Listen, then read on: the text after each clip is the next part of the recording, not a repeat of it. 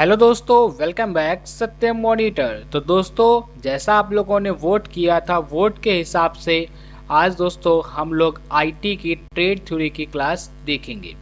और दोस्तों इसके बाद आपको एम्प्लॉयबिलिटी स्किल और वर्कशॉप कैलकुलेशन की भी क्लासेस मिलेंगी और ट्रेड थ्योरी की भी आपको आपके ट्रेड से रिलेटेड डेली क्लास मिलेगी। आप कमेंट बॉक्स में अपनी ट्रेड लिखिए और आप अपना ईयर लिखिए।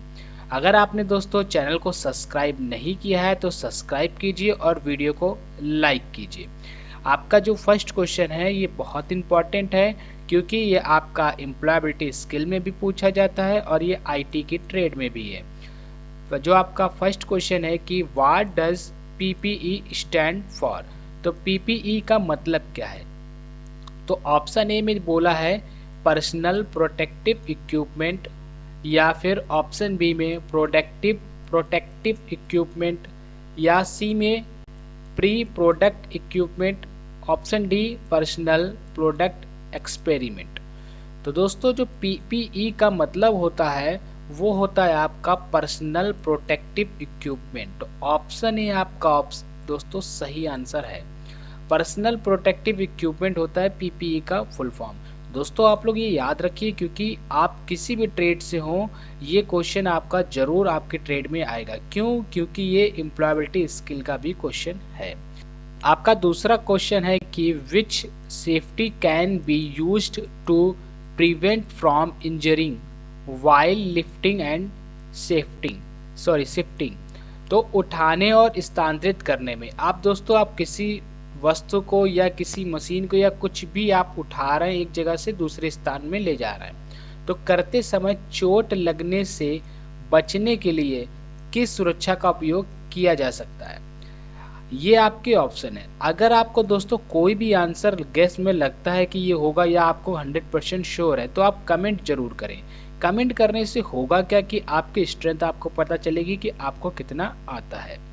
तो आपका फर्स्ट ऑप्शन दिया है कि लिफ्टिंग इनकरेक्टली, यानी कि गलत तरीके से उठाना, या wear helmet and gloves, helmet और दस्ताने पहने, या फिर crushing of feet and hand, पैर और हाथ कुचाना, या फिर स्टॉप लिफ्टिंग, या उठाना बंद करो। तो इसका जो आंसर है सही वो है option B, wear helmet and gloves. यानी कि आप जब किसी चीज को एक जगह से दूसरी जगह स्थानांतरित करते हैं तो हेलमेट और दस्ताने जरूर पहने ताकि आपको सेफ्टी बनी रहे। आपका तीसरा प्रश्न है कि which of the one safety precaution should be used in lab, यानी कि प्रयोगशाला में कौन सी सुरक्षा सावधानी बरतनी चाहिए, हमें कौन सी सुरक्षा करनी चाहिए प्रयोगशाला में।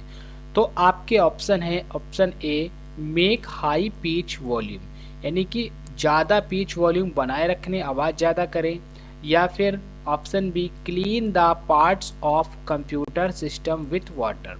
तो कंप्यूटर सिस्टम के जो भी पार्ट्स हैं उनको पानी से साफ करें, या फिर सी में B bare and fit foot, नंगे और गीले भोजन करें।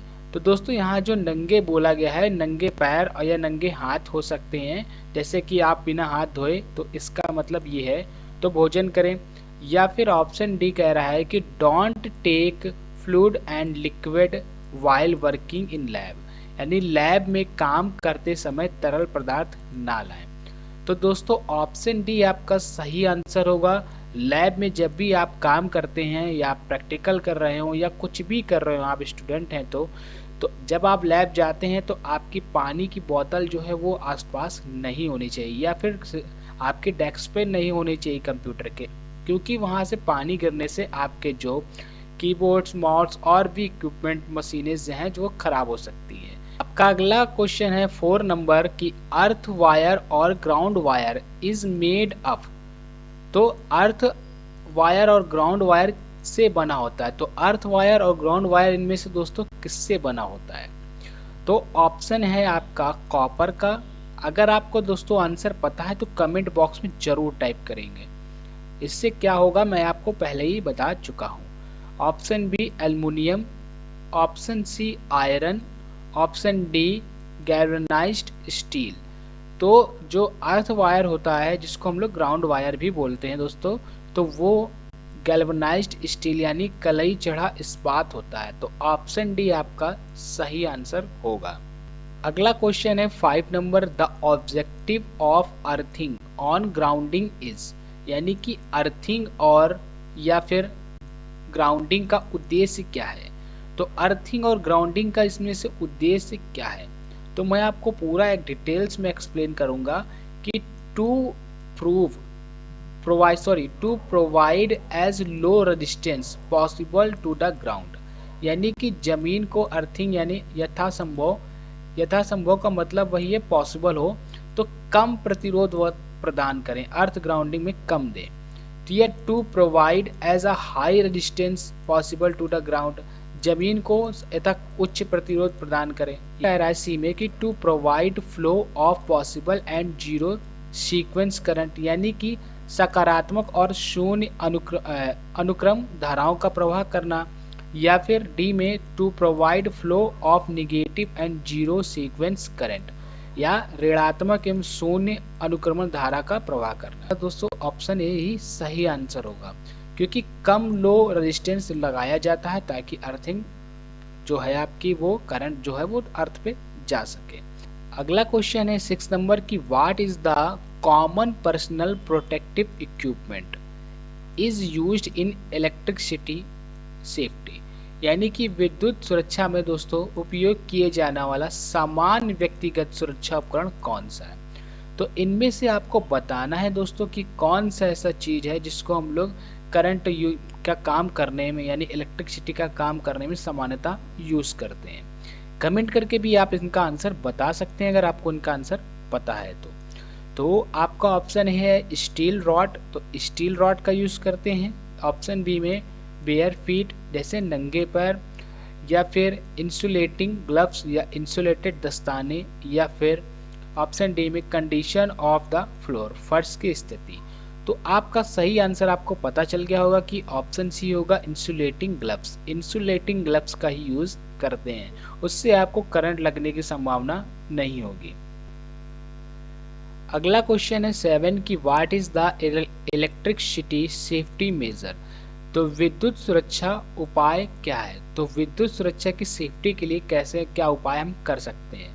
तो ऑप्शन ए में है इमरजेंसी कट ऑफ सिस्टम, यानी कि आपातकालीन कटौती प्रणाली, या फिर option B manual electricity cut, यानी मैनुअल रूप से बिजली कटौती की गई, या फिर लूज वायर ढीले तार, या फिर नो प्रॉपर अर्थिंग, यानी कि उचित अर्थिंग नहीं। तो इनमें से दोस्तों जो आपका सही आंसर होगा वो होगा option A emergency cut off system, आपातकालीन बिजली की कटौती। अगर आपको कोई इलेक्ट्रिसिटी सेफ्टी चाहिए, घर में अगर आपके कोई काम हो रहा हो या कोई उपकरण है आपका मशीन है कुछ भी इलेक्ट्रिसिटी डिवाइस वो खराब हो गई है, तो आपको उसको ठीक करने से पहले सबसे पहले उसकी लाइट ही काट देनी है, फिर उसको आपको ठीक करना है, फिर चेक करना है। तो इसलिए आपका ऑप्शन ए सही आंसर होगा। आपका अगला प्रश्न है 8 नंबर की, ABC of first aid stand for, तो प्राथमिक चिकित्सा की एबीसी का अर्थ क्या है। तो प्राथमिक चिकित्सा में भी दोस्तों एक एबीसी होता है, तो उसका अर्थ आपको बताना है। जैसे आपकी कार में होता है एबीसी, वैसे ही प्राथमिक चिकित्सा में भी होता है।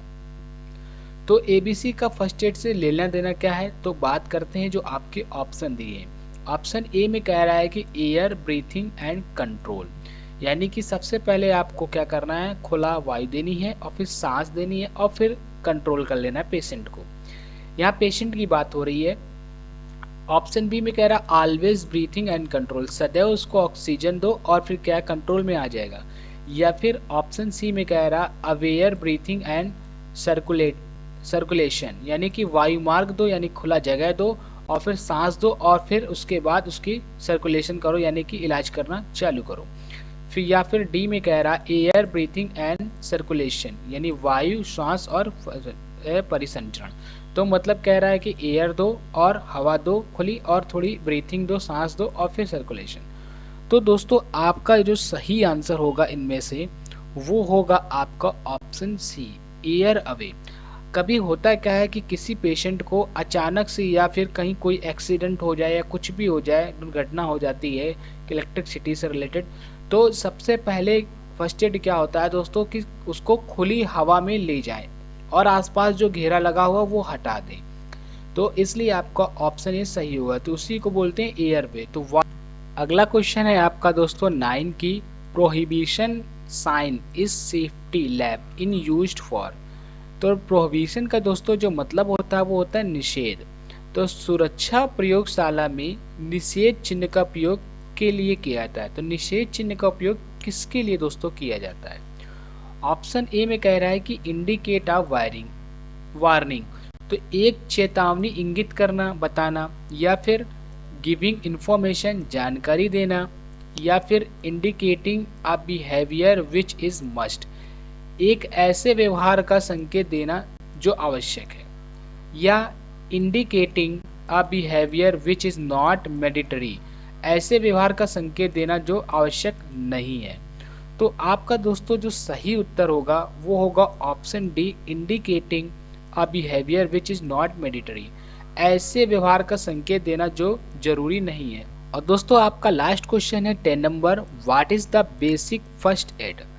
तो इसमें कह रहा है बेसिक मतलब सबसे पहले, यानी कि बुनियादी प्राथमिक चिकित्सा क्या है, जो सबसे पहले आपको दिया जाता है फर्स्ट एड, वो क्या है, तो वह पूछा है। तो आपकी ऑप्शन है allowed to quickly determine a person mental control, यानी किसी व्यक्ति की मानसिक स्थिति को शीघ्रता से निर्धारित करने की अनुमति देना, यानी कि उसकी मानसिक स्थिति सही नहीं है उसको निर्धारित करने की अनुमति देना, ये बता रहा है। सेकंड में कह रहा है कि allowed to quickly determine person physically condition, यानी किसी व्यक्ति की शारीरिक स्थिति को शीघ्रता से निर्धारित करने की अनुमति देना, या फिर allowed to quickly call to the ambulance, यानी कि एम्बुलेंस को तुरंत कॉल करने की अनुमति देना, या फिर allowed to quickly rush to the doctor, यानी एम्बुलेंस को तत्काल कॉल करने की छूट मिलती है। तो जो फर्स्ट एड होता है दोस्तों वो आपको सब कुछ पता है कि इनमें से क्या होगा आपका आंसर, कमेंट करके दोस्तों आप इसका आंसर बता सकते हैं।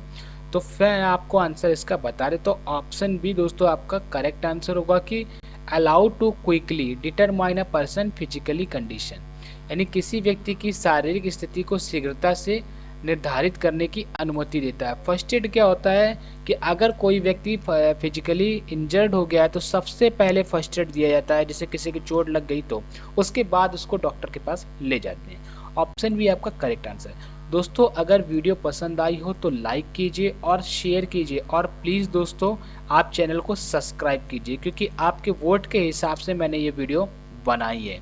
नेक्स्ट वीडियो में आपको इसकी अगली क्लास मिलेगी और employability skill workshop calculation first year second year both year के मिलेंगे। आप कमेंट करके अपनी ट्रेड का नाम बताइए, उस पर